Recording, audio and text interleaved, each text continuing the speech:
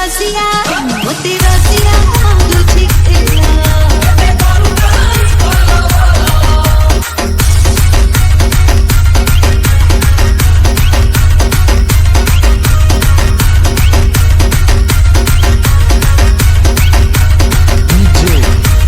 चित्रिता न देखिला छपालिया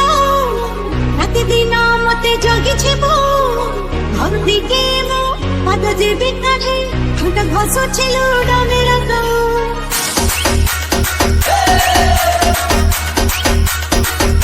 न देखिला छपालिया राति दिन मते जगी छिबो घर दिके मो पाद जेबी काढे ठुटा घसो छिलु डने रकम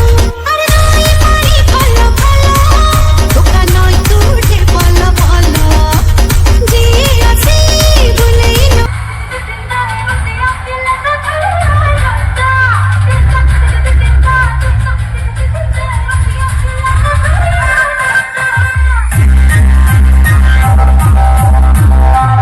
DJ Lipul, Marcona se.